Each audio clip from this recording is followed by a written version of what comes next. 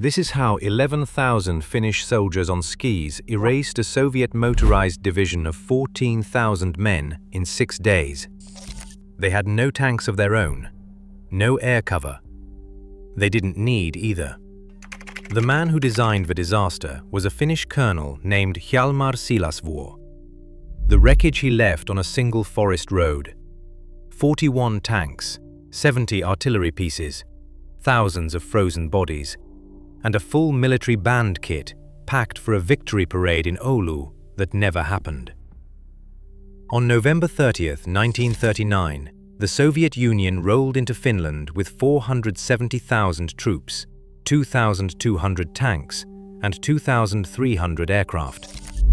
Finland had a population of 4 million people, virtually no tanks, and 114 aircraft total.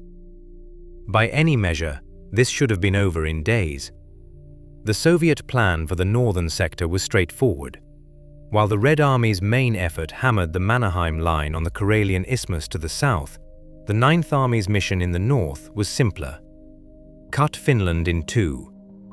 2 divisions would push west through the wilderness around Suomussalmi, a remote municipality of 4,000 people surrounded by frozen lakes and dense forest. They'd capture Oulu on the Gulf of Bothnia and sever the country at its waist. The terrain looked empty on a map, and to Soviet planners, empty meant easy. The 44th Motorized Rifle Division drew the Raate Road assignment. Nearly 14,000 men, over 100 trucks, dozens of light tanks, artillery pieces, horses, and a full motor pool. All of it fed onto a single narrow road running east to west from the Soviet border. The column stretched roughly 30 kilometers. On either side of that road, the snow was a meter deep, with drifts pushing 2 meters in places. There was nowhere to go but forward. The cold alone was doing damage before Siilasvuo fired a single shot. Temperatures on the Raate Road dropped to -40 degrees Celsius during the battle. Soviet quartermasters hadn't planned for that. The diesel in the 44th's trucks gelled into a waxy paste. Engine oil thickened until pistons couldn't be turned. Finnish soldiers would later report finding Soviet drivers frozen upright at their wheels, engines long dead. The column wasn't advancing anymore. It was parked.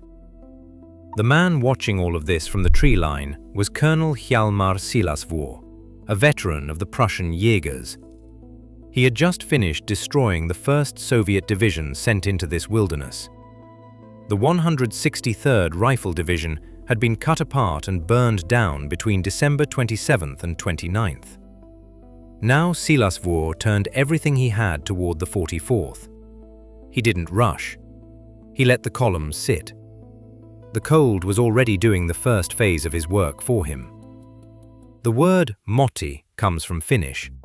It's a unit of measure for a bundle of logs held in stakes, chopped down to manageable lengths for firewood.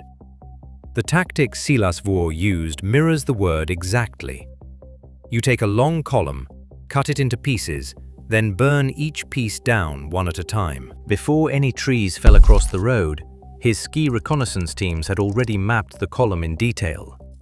They moved through the forest on either flank, silent in white camouflage, logging the positions of command vehicles, field kitchens, and ammunition dumps along the column's length. By the time Siilasvuo ordered the decisive attack on January 5th, his men knew exactly where to cut. Finnish ski platoons went to work at multiple points along the road simultaneously. They dropped trees across it, front, rear, and at intervals in between, splitting nearly 13,000 men into disconnected pockets. No pocket could see the next one. No pocket could reinforce the next one. Each Motti sat alone in the dark, surrounded by trees. Far to the south at Kollaa, a former farmer named Simo Häyhä was killing Soviets one rifle shot at a time from camouflaged snow positions. His body count would eventually exceed 500 confirmed kills. The Raate Road was the same logic, scaled up to a division. Then came the kill sequence, and it was methodical. Radio operators went first. Once communications went down, each pocket was blind. No contact with Vinogradov's headquarters, no contact with Moscow, no idea what was happening 500 meters up the road. Field kitchens were hit second. At minus 30 degrees Celsius, no warm food is a death sentence on a clock. Frostbite sets into fingers and feet within hours of losing body heat. Ammunition dumps were targeted third, cutting off the ability to sustain any organized defense. Inside those canvas-covered trucks, men were freezing in the dark, with no orders coming in. Rifle fire appeared from every direction out of the tree line. Molotov cocktails arced onto the stalled vehicles and ignited the diesel pooling under engine blocks that wouldn't start anyway. There was nothing to shoot back at. The Finns were on skis, hitting and gone before a counterattack could form. Every man in the Motti knew he was surrounded. Most had no idea how large the encirclement was or whether anyone was coming to break it. Vinogradov didn't stay to find out. At some point during the battle, the commander of the 44th Motorized Rifle Division abandoned his column. He left with his chief of staff, Colonel Volkov, and his political officer, Pahomov. The three of them reached Soviet lines 4 days later. The Stavka Commission reviewing the battle concluded that this act had a fatal influence on morale. That's a careful way of describing what it actually was. 13,000 men cut off, freezing and leaderless in the middle of a Finnish forest. There's a moment the veterans of Raate Road called the Sausage War. Finnish ski troops hit a Soviet field kitchen mid-meal and found it still hot. Soup on the fire, sausages ready. They stopped and ate. The Soviet counterattack that came while they were eating failed to capitalize on the pause. The Finns finished, picked up their rifles, and went back to work. By January 7th, the 44th Division had ceased to exist as a fighting force. Between 7,000 and 9,000 of the 13,962 men who'd crossed the border were dead, most of them frozen where they fell. Finnish troops moved through the road, capturing everything the Soviets had left behind.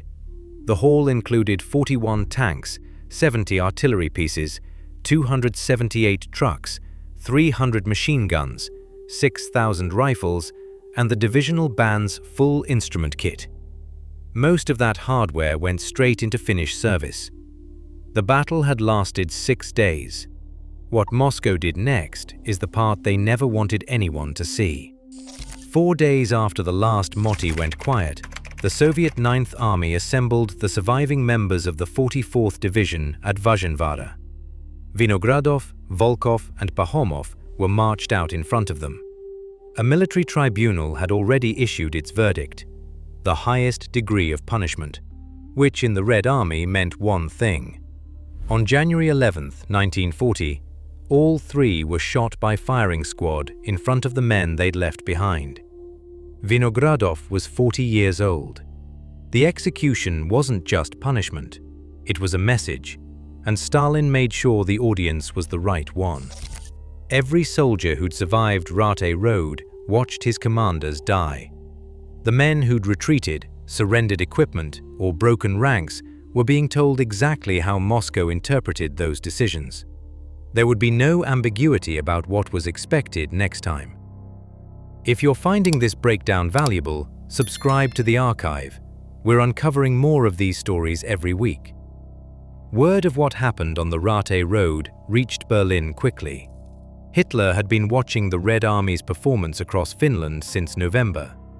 What he saw convinced him the Soviet military was hollowed out, purged of its best officers, incapable of coordinated action in difficult terrain. He called it a clay colossus with no head.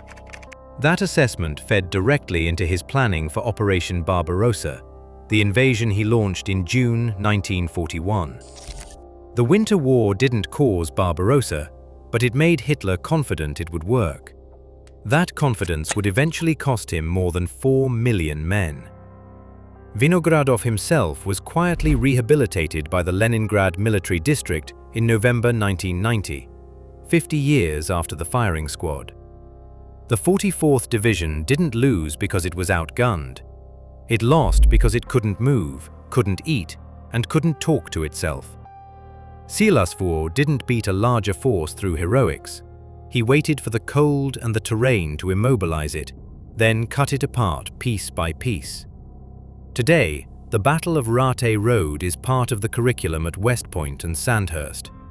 It's studied as the definitive case study of how light, mobile infantry can destroy a road-bound mechanized force. It's taught that way because the math is hard to argue with. Siilasvuo lost 400 men. The Soviets lost 9,000.